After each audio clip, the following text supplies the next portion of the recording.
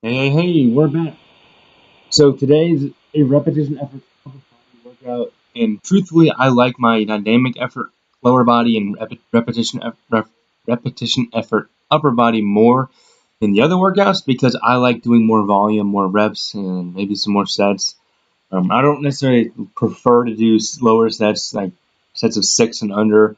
I really don't like it. Yeah, you're putting forth a lot more effort, but just I don't feel as good afterwards. I feel a little bit more beat up. But the first exercise, dumbbell floor press. Like I mentioned in 2 videos ago, I use it for a max effort lift. Not max effort, but an auxiliary high rep session or high rep lift.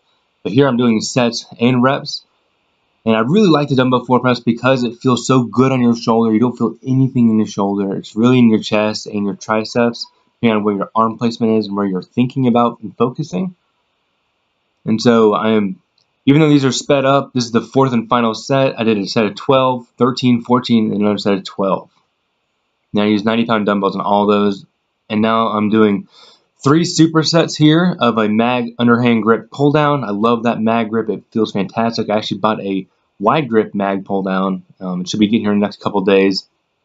Superset with a chest supported dumbbell rear lateral. And you'll see, not in the next set, but the third set, I actually have it at normal speed instead of 3 times speed. You'll see that I'm keeping my chest up as high as I can on the mag pull down, making sure I'm engaging my lats, driving those elbows down and back, not just kind of flailing my elbows around, not pulling with my hands necessarily. My hands are acting as hooks.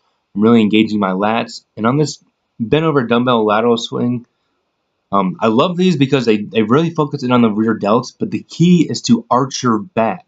You want to kind of stretch your traps out, stretch your rhomboids out. You want to stretch your entire back so that all that is not engaged. And that's why I'm sitting kind of over the top of that bench so I can really round my upper back and take a lot of that upper back out of there. Because if you're just kind of shrugging the weight, the focus is going to be diverted from your traps or from your rear delts and into your traps. And I love these. I took them, I've adapted them from John Meadows, a bodybuilding guru. Awesome dude. I've actually written for him. It's been a pleasure. But I took it from him because really, really high reps and isolation work are incredible for the rear delts. Very infrequently do you see a great set of rear deltoids. They don't really pop back as much as anterior delts or front delts pop forward in a lot of people. And so having a great pair of rear delts not only looks good, but it helps you stay much more upright, makes you look a lot more balanced, that you're not hunched over like a gorilla. Even though looking like a gorilla isn't necessarily bad, you don't want to be hunched over. And you're really just swinging these. You're not doing a full lateral in that you're bringing it all the way up to about parallel to the floor. You're just kind of swinging it out. You're giving it a little bit of initial momentum and controlling it somewhat on the way down. And these are sets of 25, anywhere from sets of 60 can be used for these in traditional John Meadows fashion. But I did 3 sets of 25 here, and that was still enough at 30-pound dumbbells. And here we have a very, very fast set of seated overhead presses. The first 2 sets I use 155 for 12 reps. The next 2 sets, because I don't want to fail here, especially on the first week of this exercise, I backed down to 135 and did 2 sets of 12 after that. And I wish that this seat back was a little bit lower because I don't necessarily like that I can't pull my head out of the way. It's almost shifting the weight a little further forward. And that's one of the reasons I like the Smith machine, and that you can really keep it in that groove right out to the side of you instead of going out a little bit ahead of you. I don't know. It just feels really strange having it a little bit ahead of me. I want to take my triceps out of this exercise if I can and really focus on my shoulders. And at the same time, I'm kind of spraying my back apart or spreading my traps apart so that I'm taking those out of the motion and really focusing on my traps. Here we have a 4 times speed of my final Triset dumbbell shrugs with a slow eccentric, alternating dumbbell curls with 40-pound dumbbells for 10, even from, I would say, 8 to 12 reps per arm, not really counting reps that significantly. And then PJR pullovers. These are an interesting movement coined by Paul Carter of liftrunbang.com. He's an awesome dude who knows his shit.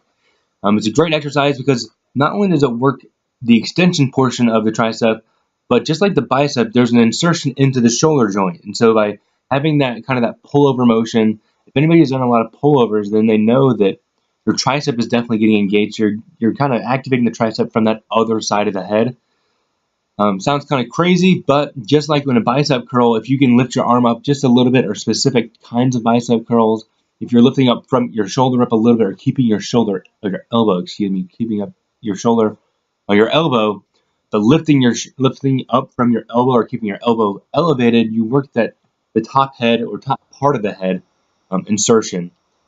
And so I just finished up with some nice curls, and I'm making sure my palms are facing forward on all these, so I'm getting a great stretch at the bottom, but I'm also trying to turn the dumbbell up with my pinky up toward the ceiling as much as possible when I curl it up to engage both the extension and the supinate, or the flexion, elbow flexion, and the wrist supination effects or methods of the bicep. I can't even think of the right word right now. But now you're able to see the PJR pullover a little bit easier. I did one more set after this, but I cut off the video because I was just tired of recording. It's already long enough. 7 minutes, 8 minutes is a bit too long for one of these videos. But thank you very much for watching. We're going to finish up for some reps here. And the structure of this workout is, I love it because it's a single lift, then a superset, a single lift, and then a triset. And so I'm kind of alternating these, and so I'm using a lot of energy, focusing on the movement, and then I'm using a little bit of cardio in there, a little bit of aerobic conditioning, even though the movements aren't aerobic.